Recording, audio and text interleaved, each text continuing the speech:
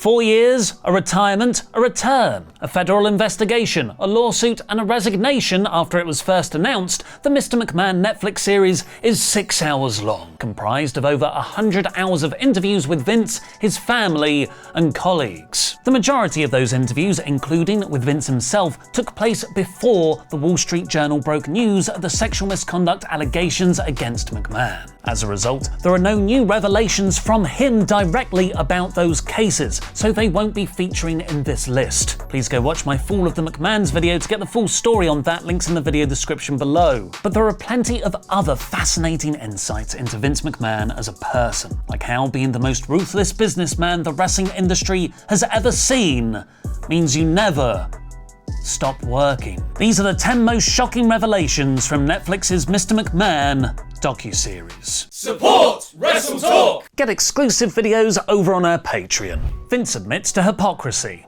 I'm going to start with an exchange during episode 3, where Vince spoke about WCW's predatory business practices and how they were stealing all of WWF's top stars. At the time, Vince framed himself and the WWF as the sympathetic small family-run business against the evil billionaire Ted Turner. But stealing all of your rivals' top stars because you had more money is exactly what Vince did back in 1984 during his national expansion, killing the territory system. When confronted with this, Vince explained the difference between how he is in the right and Ted is in the wrong. Ted's philosophy was let's go hurt our competitor, and that's not mine. I want to compete. The interviewer then points out you could see Turner as competing though, to which Vince agrees. The interviewer points out that's a contradiction, and Vince replies, "Some might think it might be hypocritical to say, okay, I don't hurt someone else, I just do what's best for me, yet when someone comes after me, I don't think they have the right. Sure, they have the right. What I say a lot of the time is totally different to what I think, and the public doesn't understand that sometimes. As a businessman, you have to throw things out there that's not really the way you feel, but it controls thought processes by doing that." Sure sounds like Vince is admitting to saying things he doesn't believe in, which some other people might call, lying, and then blames us for not understanding. Therefore, by Vince's own instruction, we shouldn't take anything at face value he says. Please keep this in mind for the rest of the entries, as they're mostly from Vince's interviews in the show.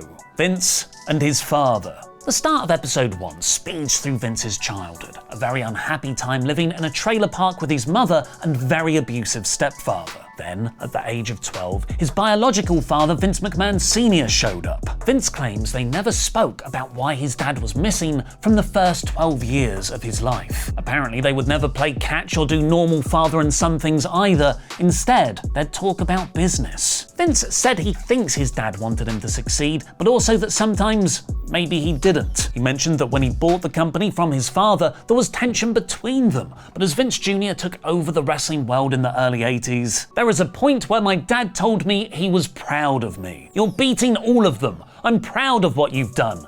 F them all." And I thought, wow, that's the first time my dad ever said anything like that where he was on my side. But not long after, Vince Sr. passed away age 69, where Vince Jr. revealed, "The day before he died was the only time he told me he loved me. It felt so good." It's a tangled web of family, business, and death that comes up again in Vince's relationship with his own son, Vince and Shane.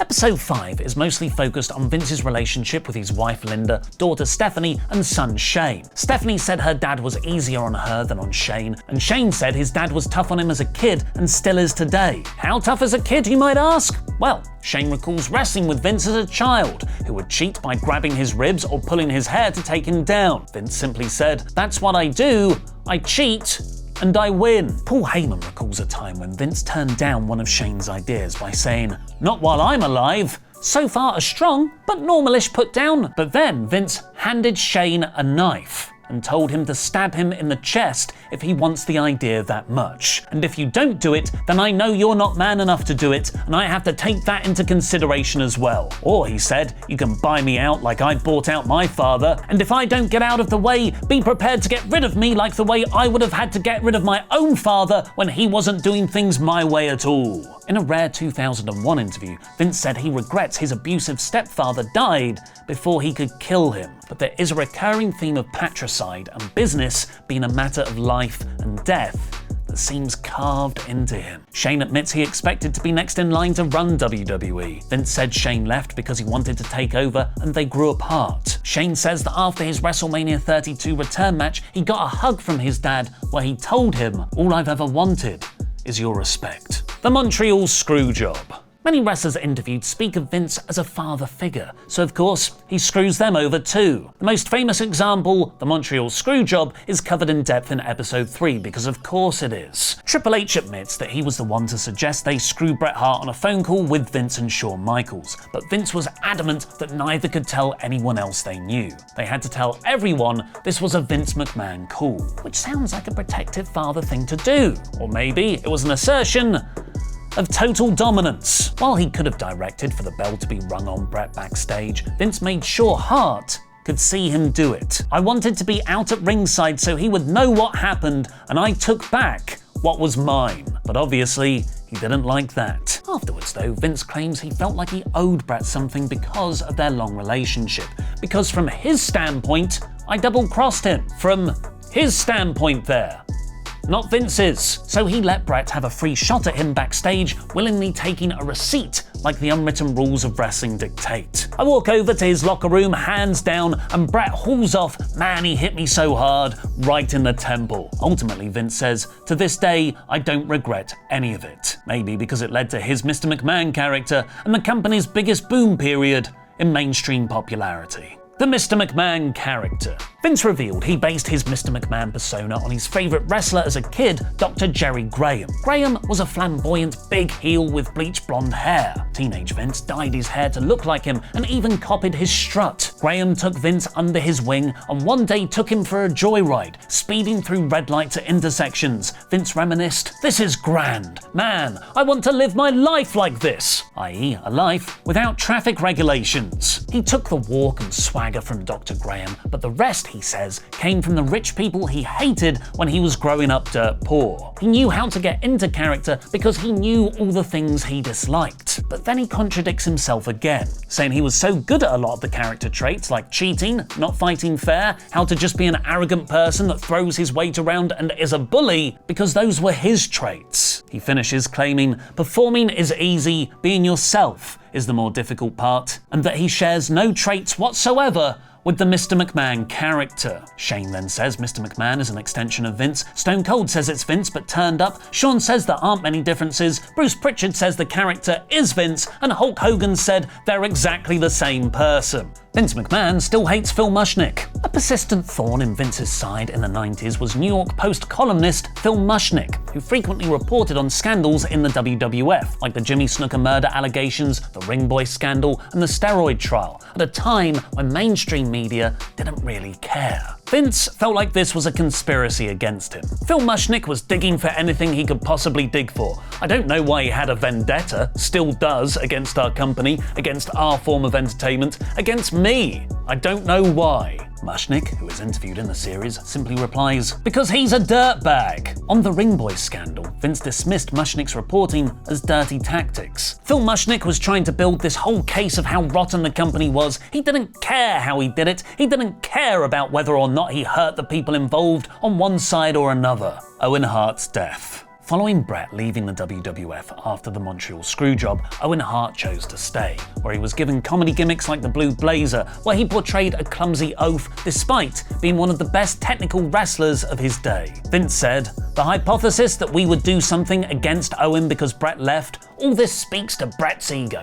Really, Bret? Why were we doing that? We don't care about you. You left. We're trying to make Owen a star." Tragically, at Over the Edge 1999, Owen fell to his death while being lowered from the rafters in a harness. Vince spoke about the controversial decision to carry on with the show while Owen's blood was still on the mat. The decision that basically I had to make was whether or not the show goes on. The live audience didn't really see what happened. Had they seen, "There's no question about it, you have to shut the show down." Those people came to see a show. They didn't come to see somebody die. And me, as a businessman, it's like, okay, let's continue on. Let's continue the show. Had it been me who was splattered on the mat, as Bret said, I would want the show to go on. So get me out of there and let the show go on. I'd do it with me, and to this day I would. How Vince feels towards wrestler deaths. The final episode of the series details the Benoit tragedy in 2007. Both Vince and Bret Hart are shown denying that the steroids had anything to do with why he murdered his wife and son before committing suicide. Vince's explanation is simply that Benoit went nuts, like people sometimes do in all walks of life. Chris Nowinski explains how he found Benoit had been suffering from CTE from multiple concussions, and Vince said he contacted Nowinski because he had been knocking WWE. Nowinski's advice led to changes in some WWE policies, including a ban on chair shots to the head, which Undertaker admits he didn't like to begin with because he's old school. However, Vince doesn't seem to put much stock in concussions, suggesting that Undertaker not remembering his streak-ending WrestleMania 30 match with Brock Lesnar might be due to Taker being in shock about the streak having to end, rather than being because he was concussed during the match. Vince was then asked about the frequency of wrestlers dying at a young age. He said it is often due to them mixing pills with steroids or other drugs, which puts pressure on the heart. But he says a lot of guys took pills recreationally just because it made them feel good, implying that the deaths were the wrestler's own responsibility from using recreational drugs. When Vince stopped his involvement with the docuseries. A note at the start of the series reveals that Vince's interviews all took place before the first Wall Street Journal allegations were published in June 2022. The timestamp dates the first of the Vince interviews at some point in 2021. We later learn he cancelled a final interview session that had been planned before the controversy started. We do hear, however, from the Wall Street Journal journalists who worked on the story, one of whom says she thinks Janelle Grant's 2024 lawsuit